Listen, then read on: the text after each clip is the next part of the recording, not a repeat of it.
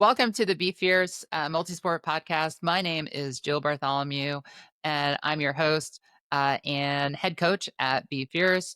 And I'm with my co-host today, Troy Theodosiou, who is going to be with me talking about the recent Run Disney event this past weekend at Disney World in Florida. Their Run Disney Springtime Surprise Challenge weekend, which I and my son both participated in.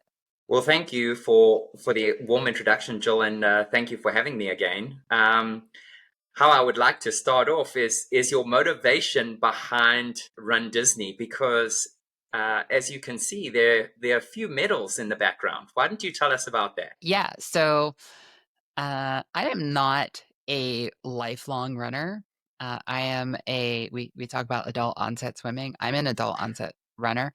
I took up running after I got divorced. I had lost a bunch of weight. I was, looking for my new crew, right? Like, where can I meet new people that have a healthier lifestyle than in my previous life? And, I was doing some local 5Ks and was in some like run groups. And I wanted to do some longer distances, but they were also like intimidating. I'm like, wait, you mean that they do runs at Disney?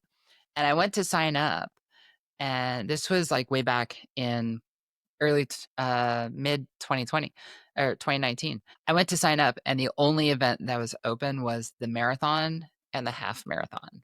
And I was like, oh, let's do the half marathon. Now, I'd never done a half marathon. I was going to That say that's a little different to a that 5K. was yeah. That was my first half marathon, and I trained for it as best as I knew how. I didn't have a coach. I was kind of younger and dumber, and that was in so my first half marathon was at Disney World at Marathon Weekend 2020.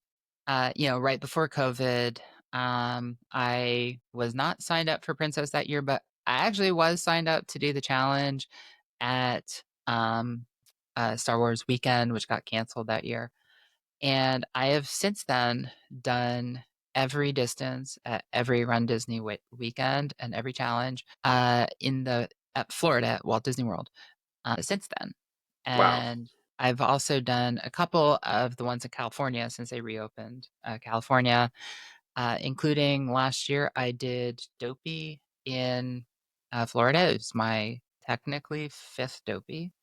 And then did Dumbo the following weekend in California. So that was like 77 miles, 7 finish line, 77 miles in like 10 days kind of thing. Wow. It's pretty awesome. Super slept very well after that was done. And this year, another perfect season for me, which concluded this weekend. The Run Disney season runs from the fall to the spring. And so that's why I did it, because to me, I'm like, this is my thing. I do Ironman, and like the triathlon stuff. It's I also do the Run Disney stuff, and I love it. It's such a different vibe. It's like Run Happy. It's Yeah. Brooks' logo. But, Yeah. and Disney's is every mile is magic. Every mile is not magic, but you can still run in. You can still run in a magical place. For sure. Well, let's dive in. So let's talk about your preparation. How did you prepare? Did you have a specific training plan in mind? Obviously, this is not new to you. You've done a few. You're very familiar with the courses, with the setup. So talk us through preparation. Yeah. So for this particular weekend, it's a little different from like Dopey in January. Has more of a specific, training plan. For this weekend, I didn't really follow a training plan because I have Ironman Texas in a couple weeks. So for me, I treated it as like long runs Nice. on that other training plan, instead of having something separate for it. As a result, though, both like trying to protect my body as best I can, because doing 20 miles in 3 days Yeah. is, still stressful on your body. Sure. I was not moving at like a normal for me race pace. I think I ran the 10 miler about the same as I ran a half marathon a couple weekends ago, right? It's like took it a little bit easy. I treated it more as like heat and temperature and humidity acclimation Nice. for the race in 2 weeks. Yeah. That was to me like the main benefit out of it. I mean, there's a lot of bling too, like that's a good benefit too. Yeah. But like I wasn't at race pace, so I didn't treat it that way. Now when I wasn't doing these ultra endurance events and treating these as like part of that training, then I was following like a more specific run plan. I had a Sure. I had a run coach, and we'd build these into the plan. We'd start with wine and dine. Over the summer we trained for basically marathon weekend in January for dopey. And along the way you've got wine and dine, then marathon weekend, and then you've got all the fitness from marathon weekend to maintain going into princess and springtime surprise. So that the temperatures at springtime surprise are always very high, so performance is lower. Yeah, I think it's important for our listeners to understand that obviously it's quite a shock to the system, right?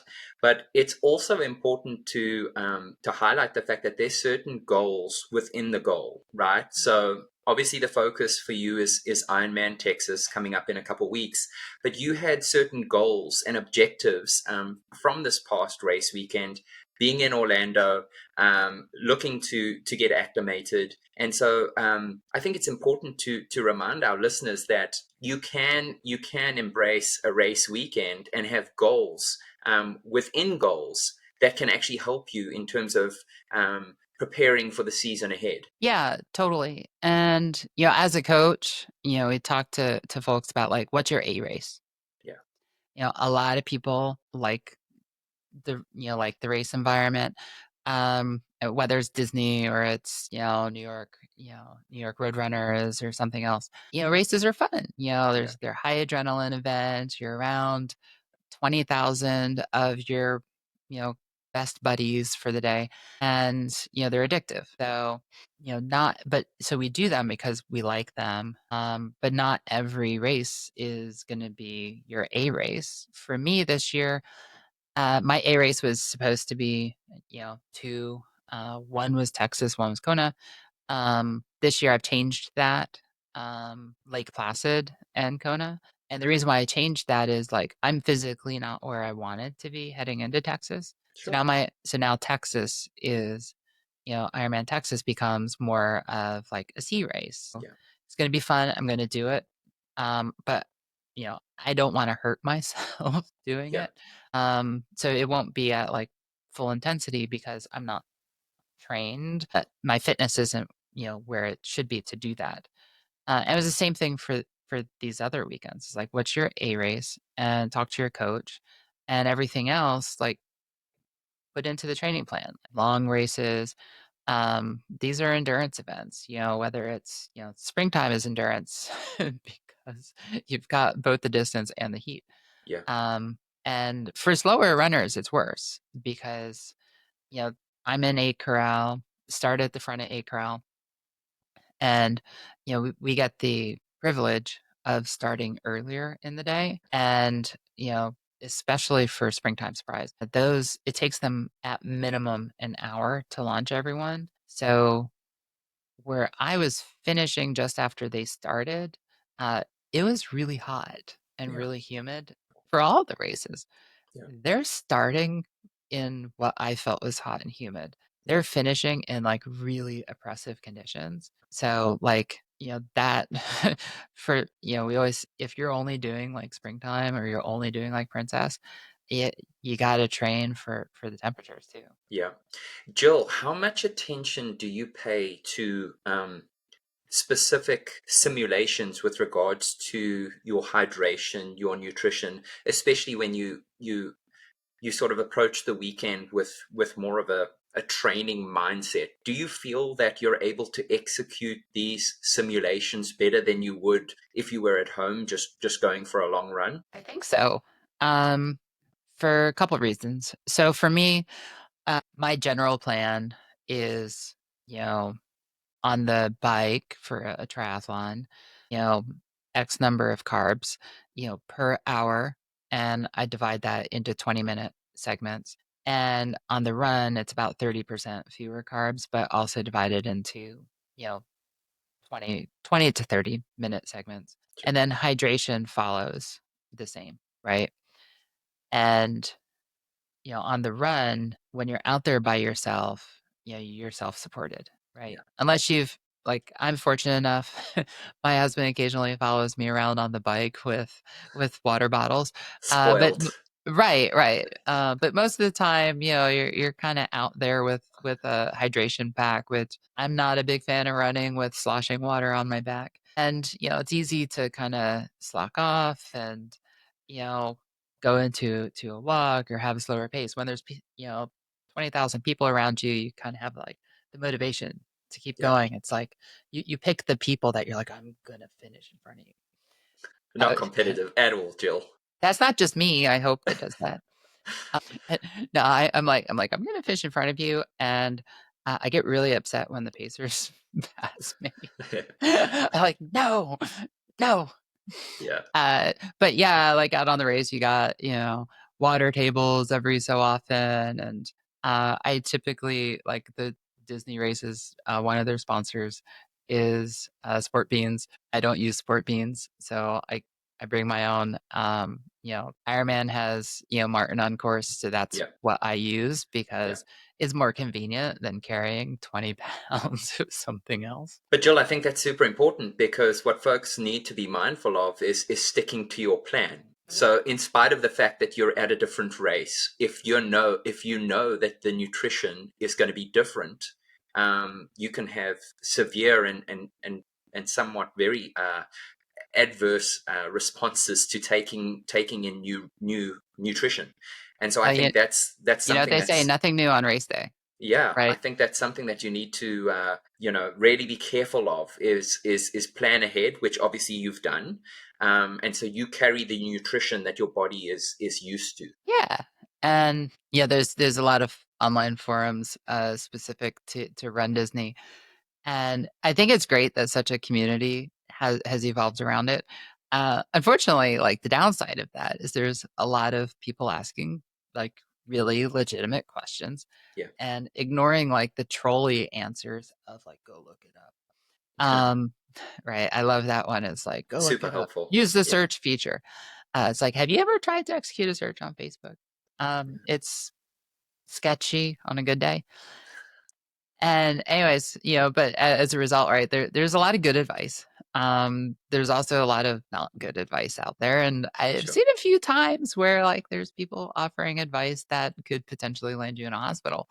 Yeah, Um, so I sometimes, poke my head in and offer up, my 2 cents. Sometimes I get challenged on that, which is really, really fun because like sometimes the challenge is like good, it challenges your thinking.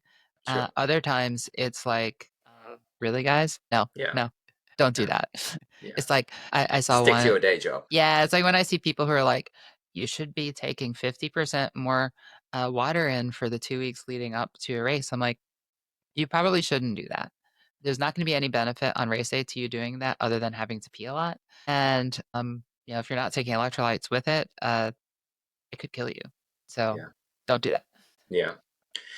Jill, this is always something that I pay close attention to because so often it differs so drastically. Now, for somebody that's done many a Disney runs, let's talk about expectations going into the weekend versus reality. Anything pop up out of the ordinary? Were there any surprises? Uh, the biggest surprise on this race, one was me.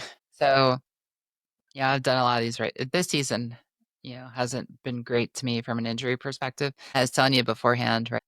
We get there early and with limited sleep and on the relatively easy jog between the pre-corral and the corral. And for those who do run Disney and don't know what the pre-corral is, if you're there before the corral opens, they hold you with where the green balloons are before they let you into the big corral area.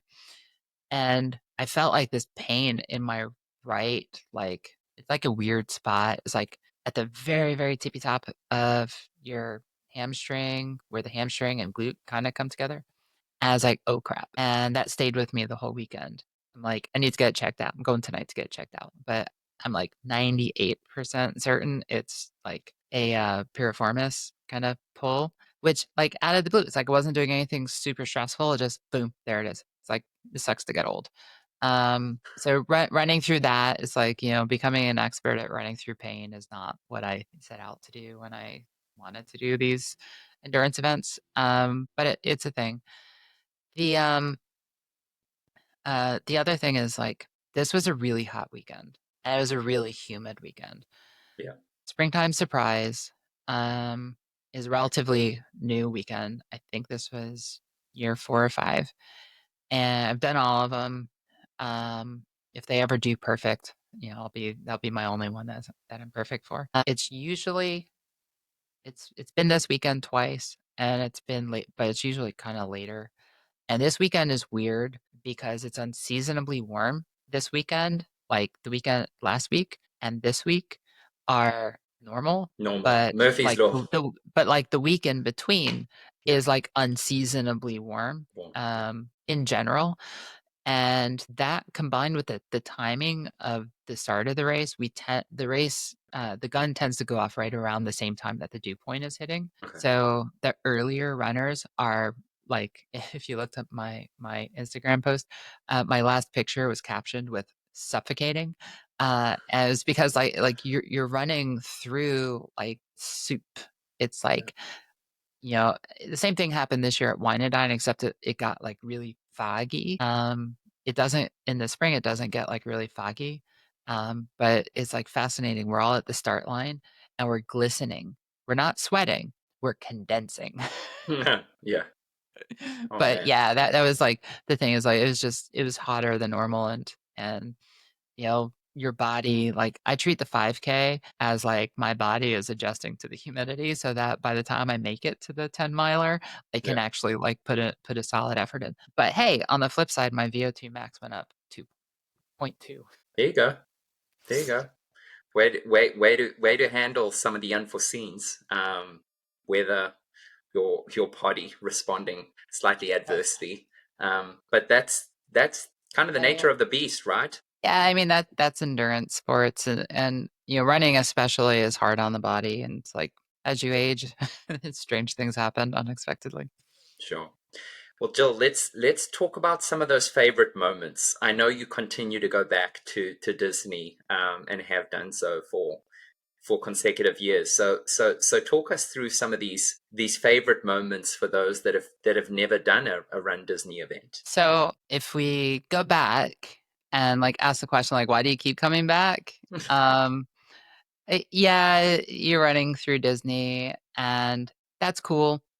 Um that's fun. That's magical. But I've the Springtime Surprise 10 miler is fundamentally the same course that we ran before, last year. It's similar to the half marathon course we ran at Wine and Dine. They change up the courses every once in a while, but the last few years they've been pretty similar. Uh, the half marathon and marathon in January and February, uh, they were different. They ran them in reverse, which was different. But you keep going back for the atmosphere, which comes down to the people. Yeah. It's like you got Carissa and, John up on stage, doing their thing, and before they got on stage, it was the DJs, and it's like you were on the bus at 2:30 in the morning and you've been up since 1:30. Everyone's tired, and yet the energy in the air is unlike anything I've ever experienced anywhere else. Yeah. Even at a world championship, it does not match the energy. Wow. And you've got all walks, all income levels, all walks of life, people coming together to do this thing that they love at this place that they love. And they're all competing at different levels, right?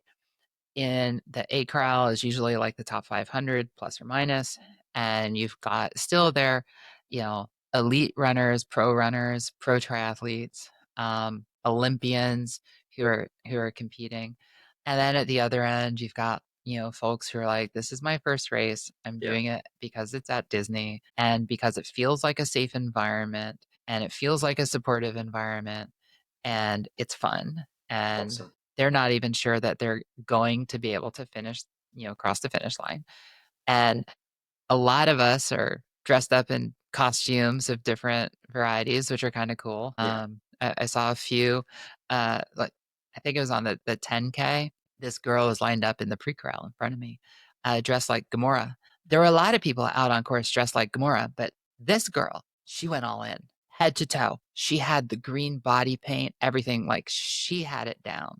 Wow. And I looked at her and I'm like, I am sweating just thinking about the makeup that you have over your whole Are there awards for best dressed? there shouldn't be, or there should be. I don't But think they're there not? are. There's No not. ways. Wow. But if you look at like Run Disney's like Instagrams and X posts and threads and Facebook, and TikTok and wherever else they post, they put in like the people that they think have cool outfits. They somehow managed to make it into these reels. Come on, Disney. I challenge Disney. I challenge Run Disney to award these folks who go the extra mile. Might not be the greatest runners, but they go all out in terms of costume and dress. I feel like they should get special awards. People go all out. Like it's a thing. If you check out like the Facebook groups, um, like there is like advice groups on making Run Disney costumes. And like this Okay. people put a lot of effort and time into planning their costumes. And like, this year at Princess especially, but also Marathon Weekend, like this was unseasonably hot.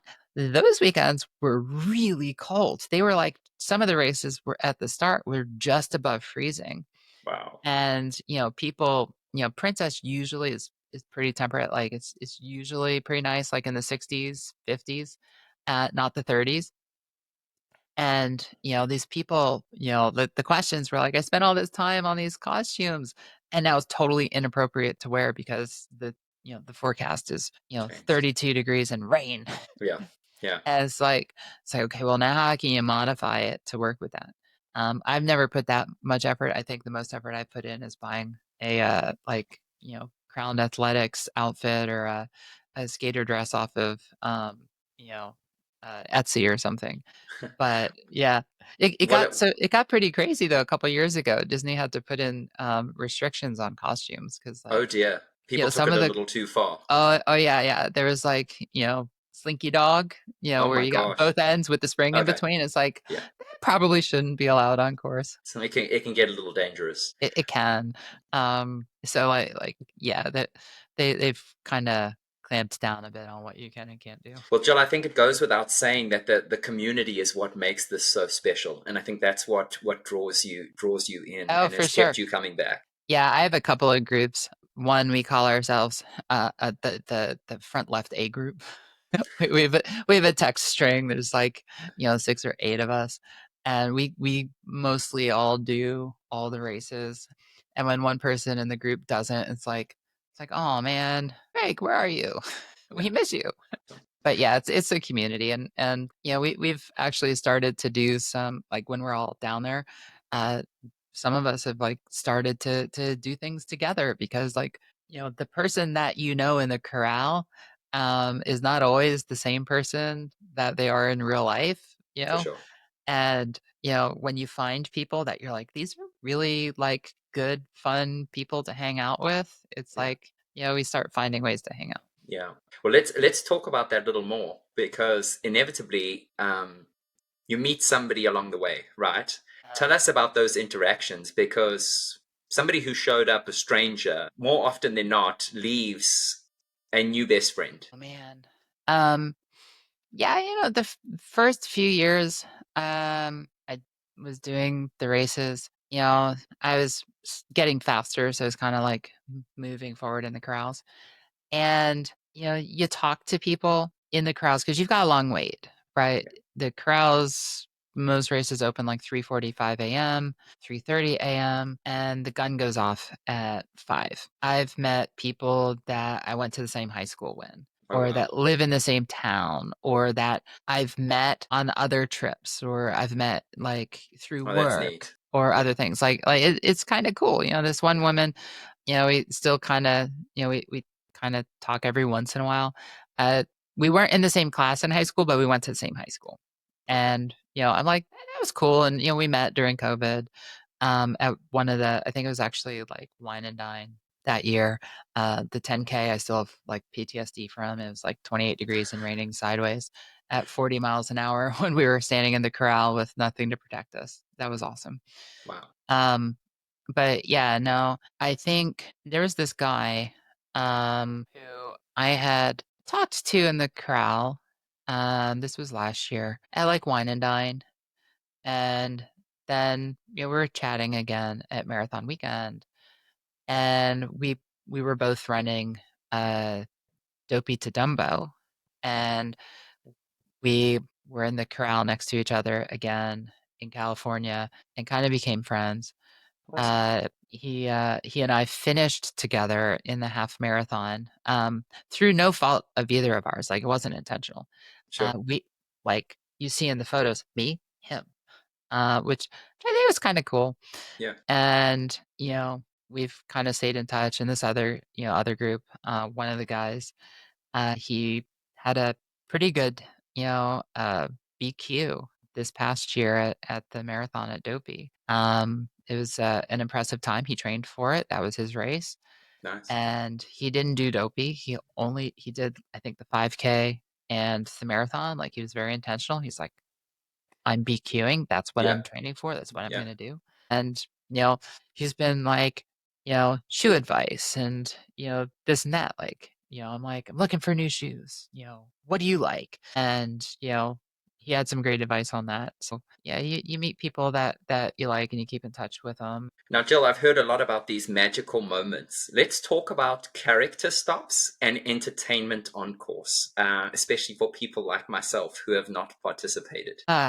So character stops are like I've never seen anything like it at another race. And it leads to an interesting phrase that you'll hear a lot.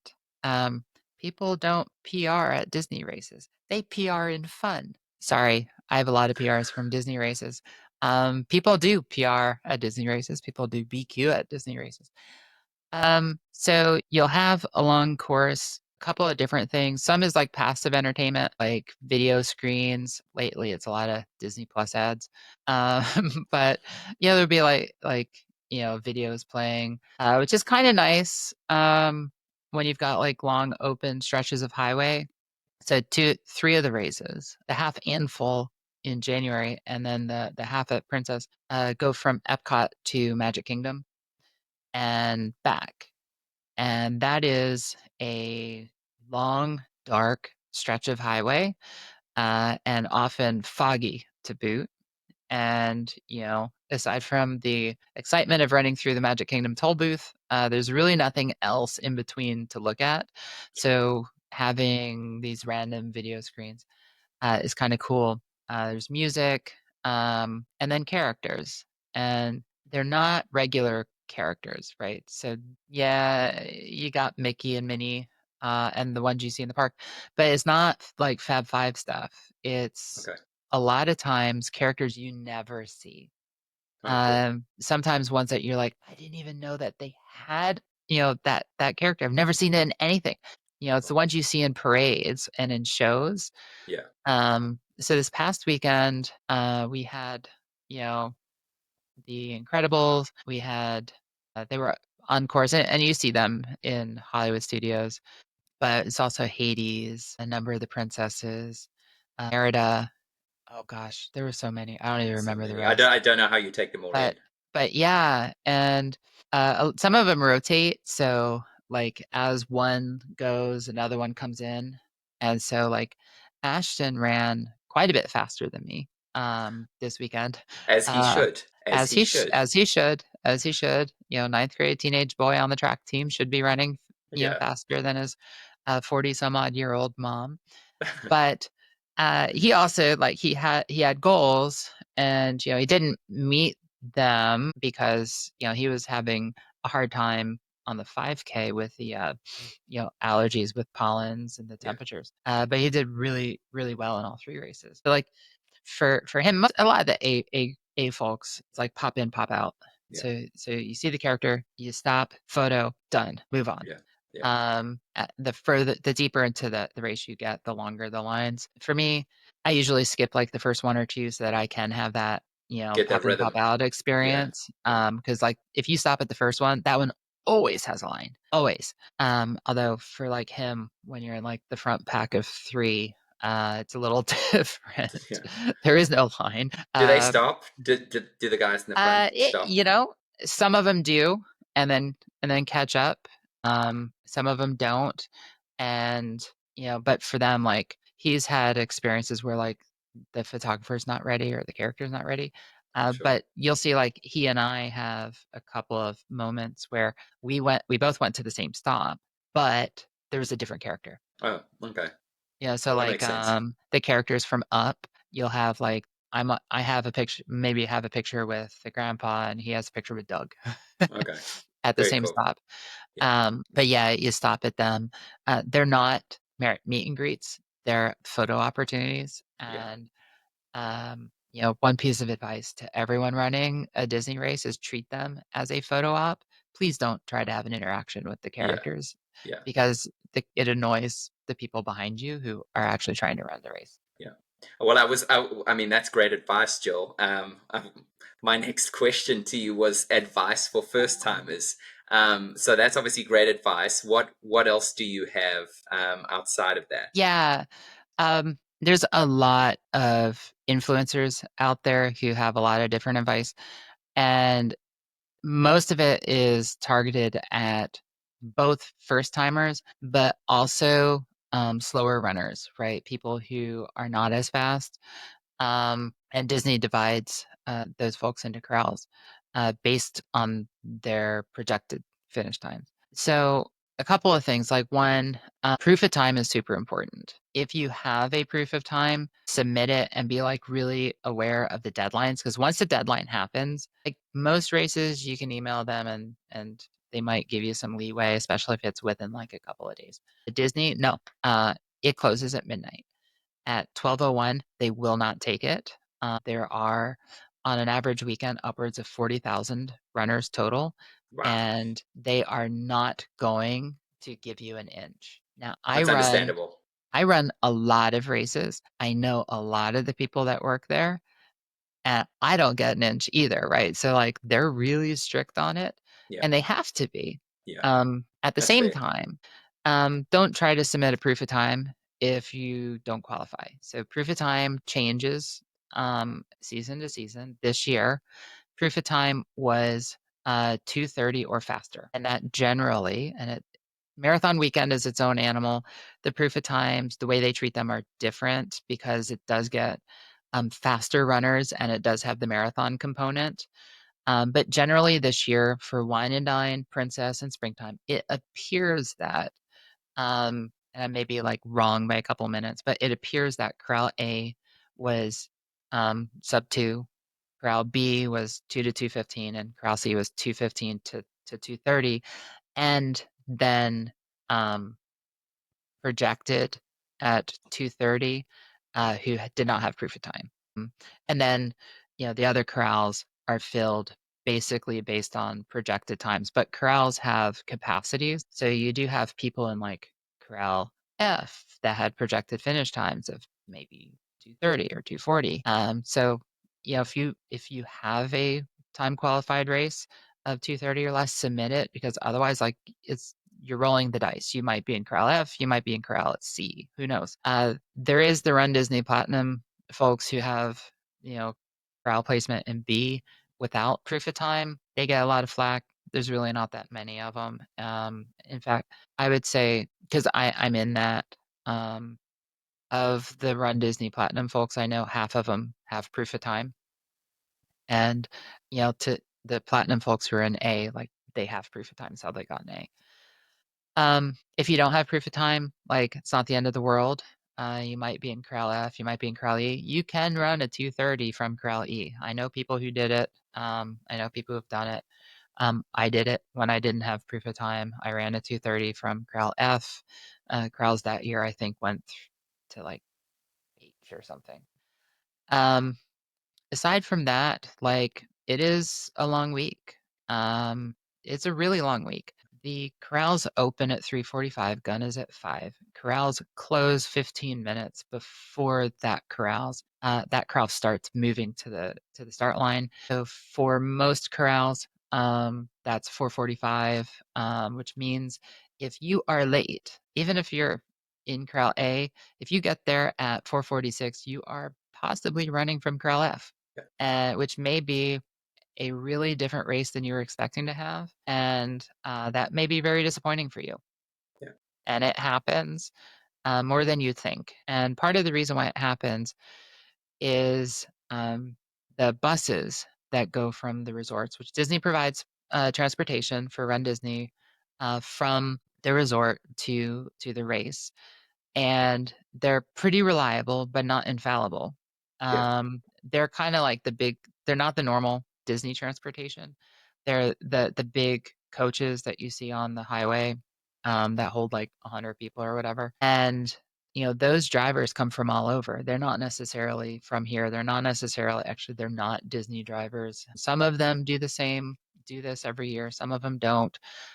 We've driven to Florida from our home in outside Philly, and we've seen them on the highway heading home the day Yeah. after the races.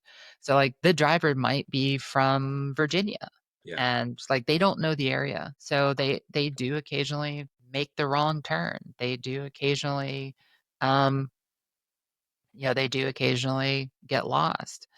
And if you're on a bus at 4 a.m. expecting to be in your A corral, and that driver makes a wrong turn and ends up in Magic Kingdom parking lot to turn around instead of at Epcot where they should be, you're not running from it. To your point, Jill, I think with moving 40,000 people, it's an enormous endeavor. So you need a plan accordingly. Yeah, and that's why we're always on the first bus out, because you know you control the things you can control, Yeah. and you can't control the bus getting lost, but you can control giving yourself the ability for that to happen and it not ruin your day.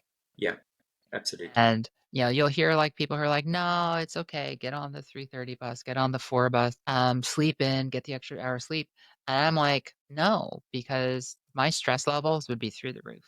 Yeah. And like I want to start the race with as little stress as I can in an otherwise stressful environment. Yeah. And getting on the early bus like helps me with that. Yeah. And the buses do tend to start running a little bit before the published time. And, they're sometimes full too. Yeah. Like, the buses this week started running at 2:30, and the published time is 3. So there's that. Uh, Costumes, like plan a costume if you want to wear it. But be aware of like what the temperatures are going to be and the Run Disney guidelines. A number of people this weekend had to modify their costume on the spot because they didn't meet the guidelines. So like Sure. capes, you can have capes, but they have to be short. Okay. Anything that's a trip hazard or could hurt Yeah. someone else is not allowed on the course. It feels like these are kind of common sense things, but when you're in the moment of like building this really cool outfit, you kind of forget that like you could trip on it.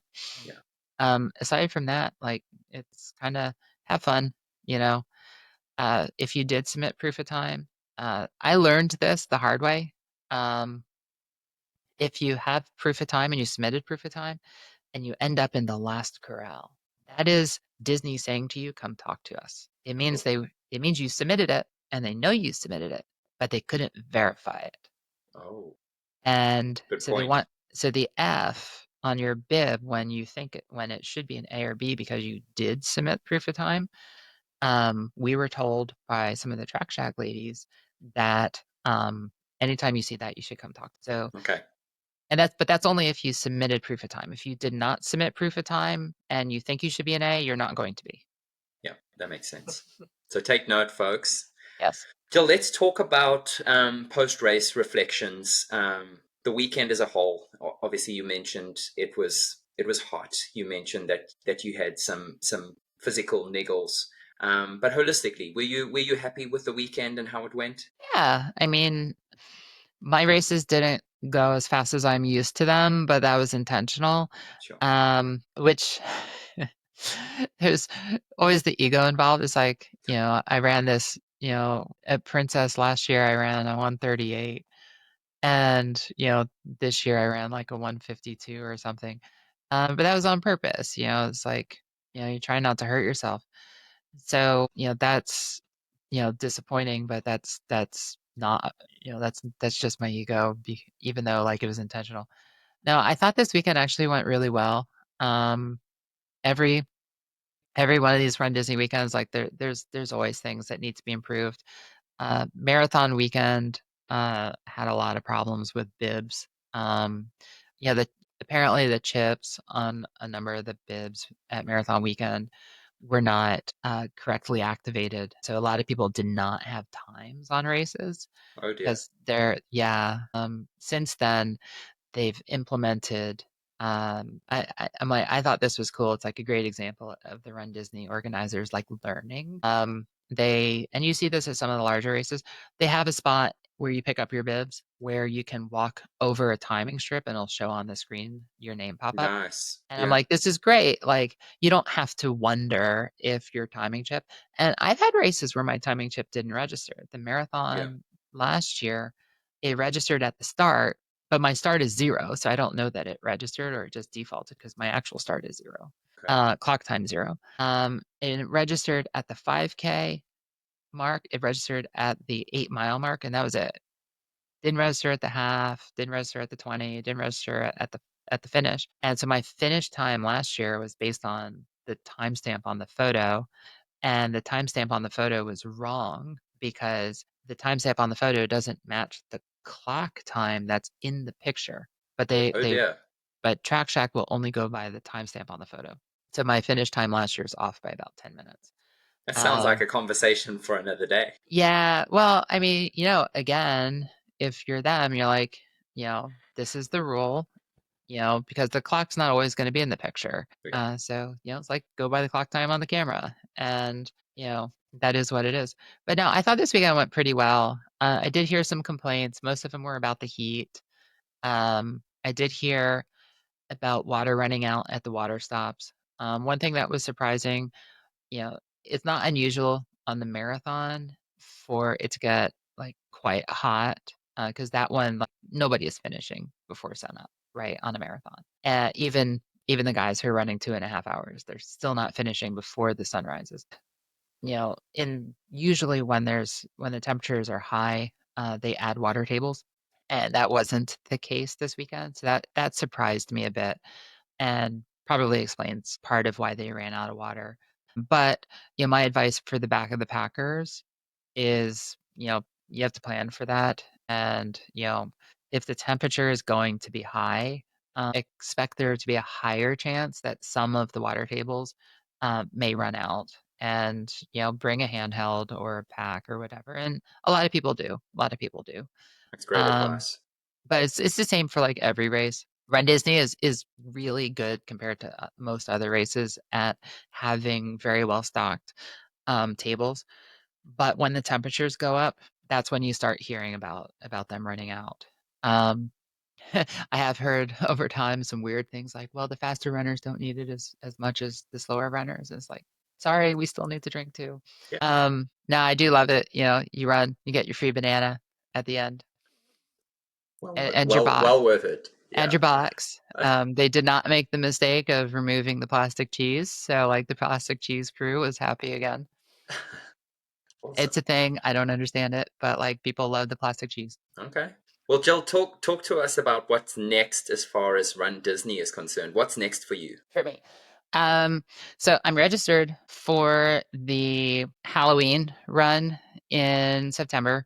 I did not submit proof of time. I am not going to run. Intentionally? No, I registered for it, and then uh, plans changed. Okay. I'm getting married in August There you go. at Disney in Florida, and I'm gonna be in Hawaii the week before that at a training camp with the Betty Squad folks. And Lake Placid is the week before that. So, and then Kona is in October. So I made the decision. I'm like, I paid for it. I registered for it. I'm not going to run it because like it's just too much, Yeah, right? So my next Run Disney race will be Wine and Dine, which is earlier this year than last year. It was over Halloween. It's the weekend before that this year. I have really mixed feelings on that. It's usually the same weekend as New York Marathon, and last year and this year you could potentially run both without having to miss a race. I know some folks who in the past would run like the 5K and 10K at Wine and Dine, hop on a plane after the 10K, and then go run the marathon in New York. good grief. This year, this year you wouldn't have to do that. You could run the full challenge and then run the New York Marathon. Wonder if they get any air miles. Excuse the pun. Do they do any running on the plane whilst they headed over? Good I don't grief. know. I don't know, but I do always enjoy the occasional Strava upload when you see folks who forgot to or who had like a walk going on their Yeah, watch and suddenly are setting PRs on the plane. nice. Yeah, Yeah, well yeah. played. Well, let's talk about the impact of the event. You mentioned Texas, Ironman Texas coming up. So let's talk through what the next couple of weeks look like for you, and what you'll do in terms of preparation, transitioning from Run Disney. What does that look like going into Ironman Texas? Yeah, I have a busy season coming up. Doing Ironman Texas, and then I have the half at Chattanooga, the half at Happy Valley, and then I'm doing Lake Placid, which is a full. And Lake Placid is my A race for the year. So I had originally intended on Texas being an A race, but like physically, I'm not where I want it to be. I'm not ready for that. So this week is kind of getting getting back. There's no rest for the weary. I was in the pool this morning, and I have a hour and a half bike this afternoon. I think I have 14 or 15 hours on the training schedule this week. And that'll continue. I don't know what taper is going to look like, but it's not going to be a full taper Okay, since it's not an A race, right? okay, So it'll be a partial taper. We'll see how the Texas goes. My goals right now, because I obviously between now and Texas in 2 weeks, there's no material fitness to be gained, right? It's too yeah, short a period. So my goals between here and there are maintain fitness, by as much as reasonably possible, and not get hurt. That niggle that happened at Florida, I'm gonna go to the PT tonight. Hopefully we get a little bit more. If if she agrees with me that it's probably a pull, then great. If not, then it's off to the ortho to make sure that it's nothing more serious because I really don't want to go and run Texas if it's potentially a fracture. yeah, Been there, done that. I was telling you before we hit the record button, I ended up inadvertently running 3 marathons in 2022 on a broken leg. yeah. We I won't be thought doing it that again. well, that's the thing is like, doctors aren't infallible either. And you go to the doctor and they tell you it's IT band pain because your knee hurts. Do an MRI of the knee and it's clean. And it turns out that it's a fracture in the femur shaft up towards the hip. That didn't show up on the MRI. It's like, well, I told him it was knee pain and they treated it like it was knee pain. And then you later find out that no, it was actually a fracture and you ran 3 marathons on it. It's like, oof. Yeah. That was luck. Someone was watching out for me on that one. Jill, on that note, I think it's super important for our listeners to understand the severity and the impact of not listening to your body. And I'm not saying that you didn't do that, but I think what's so important for our listeners to understand is that if you feel something doesn't feel right, don't be brave. Don't try and train through it. Go and get it checked out because you can potentially pick up and potentially eradicate doing more damage to something that could seem inconsequential but somewhat severe. Yeah, that's right. So talking about that, so I competed at Nice last year. We talked about that on our last show, and came back, and the next weekend, fitness is high. I was a little sore, obviously not recovered like at all. 3 days after an Ironman, especially one with 9,000 feet of elevation gain. And I ran a 16-mile race, with my son. I didn't run it like super fast. It was like 8-minute miles. It wasn't like pushing it super hard, but not super easy either, right? Like 8 for me is like, at the time was, not pushing super hard. Today that would be, on the faster side. Um, and I pulled a hamstring doing that, Yeah. and that affected my entire winter training, pretty significantly. Like I didn't run like much at all over the winter, because I couldn't. I went to the ortho, thousands of dollars in MRIs to make sure that it wasn't another fracture. It was like 6 weeks all down because we thought it it was presenting as having a high likelihood of a fracture. And luckily it wasn't, but still. And, then, I've been going to the PT twice a week, since November because of that. I didn't run the Philly Marathon. I was planning to this year. And my races have since then been quite a bit slower than they otherwise would be, just because like there's pain. This actually was the first race since then that I've run without any hamstring pain. So 6 months. And that's when and that's, listening to your body. Like, I know, 5 years ago, that version of me would run until like I fell apart. The wheels fall off. Yeah. Yeah, And yeah. we want to avoid that at all And costs. one of the kids that hangs out with us in the front left corral crew, that's exactly what he was doing. Is he had some shin splints, and they started at marathon weekend. He ran the marathon at marathon weekend, and then the next weekend he ran another marathon, but he wasn't properly trained to do two back to back. Like running one, most people would consider like a huge feat. Running two back to back, like if you're not training to do that, that's a lot of load on your body, it's a lot of Yeah. risk. A lot of And it stress. got worse. And then he ran Princess, and it got worse. And he ran this weekend, and he could barely walk. Yeah. He was in the There's, guy was in so much pain, and I said to him, I'm like, this is dumb. Like yeah, you it's should be going back. negligent. Yeah, you should be going back to your room right now. He's like, Yeah. I know, but I can fast walk. I'm like, no. No. Like if it's like tibial structures, like that's like you got to stop what you're doing. Yeah. And so often what people forget is the fact that the more damage you do, the longer it takes you to get back and to recover. So it really doesn't pay to try and be brave. Not certainly something that we would advise. Yeah, and I will say I've seen a few examples where like you have to respect the decision, right? Like at World Championship last year, Lucy Charles Barkley, pulled out, and she said she pulled out because she had an injury that from the previous race, and she was feeling not ready for it. And I'm Yeah. like that sucks, but like you gotta have respect for people who Yeah. actually do make that decision, especially like in that case where it like affected her wallet. Yeah. No, for sure. Um, Jill, for those listening with regards to Be Fierce Multisport and coaching, what's the best way to reach out to make contact with you? That's a good question. Be Fierce Multisport is going to have a new website up. I am a coach on the TriDot platform, so you can find me in the coach search there. Or if you go to my Instagram, either on Be Fierce Multisport or the Try Mom, there is a link to. There's a link on my profile to schedule a call. So I'm happy to talk. It links directly to my Calendly, which speaks calendar, and knows all my availability, mostly accurate.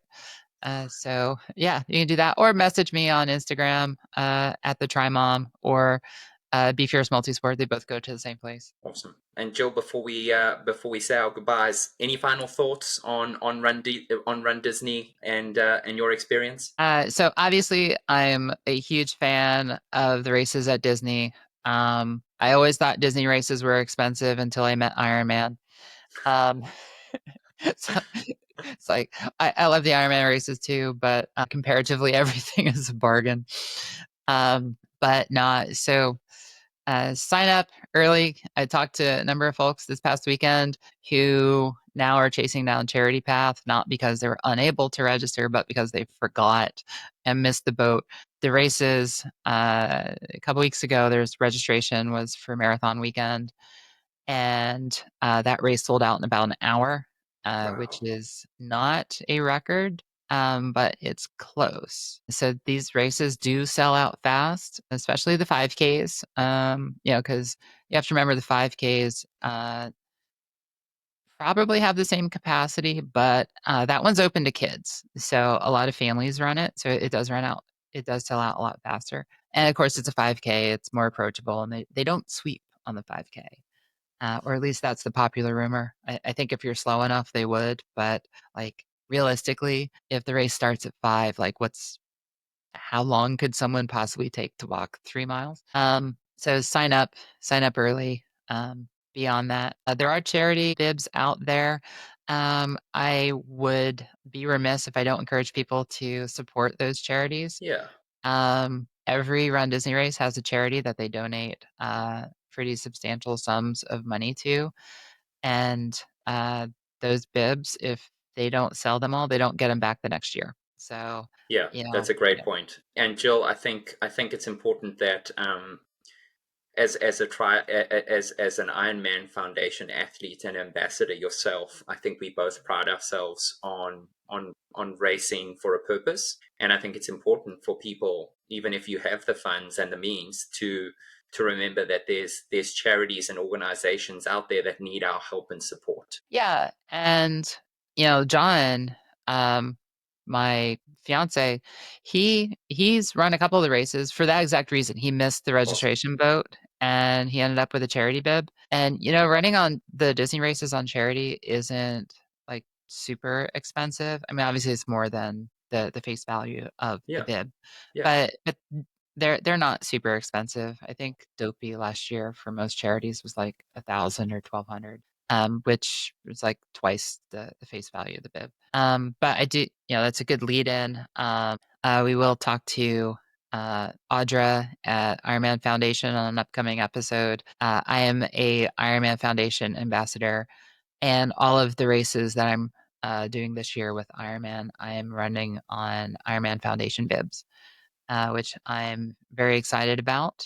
And so if any of our listeners have questions about a foundation, or want to run a closed race on a foundation bib, give me a holler. I'm happy to talk about it. Awesome. Well, thank you, Joel. I've thoroughly enjoyed this one. I've learned a lot, as I'm sure a lot of our listeners have, and I'm super excited for our next installment. Now, 2 episodes down, episode 3 to come. I'm having fun with it. I hope this is useful. I know people are listening, and I know that because one of my corral folks incessantly gave me a hard time about our hydration discussion on our last podcast, but I stand by it. Don't run long races without hydration and energy because, especially when the temps like this weekend are hot, it's dangerous. Absolutely. And you'll Well, if you perform better. And you'll perform better if your body is happy. Great. Well, if you like our content and you want to hear more and see more, please like, share, and comment. And subscribe. We're now on every major streaming service. So whatever you're on, Apple Podcasts, Pandora, Sirius XM, whatever, Amazon Music, YouTube, iHeartRadio, subscribe to the podcast. Love to see the views. So, All right. Till next time.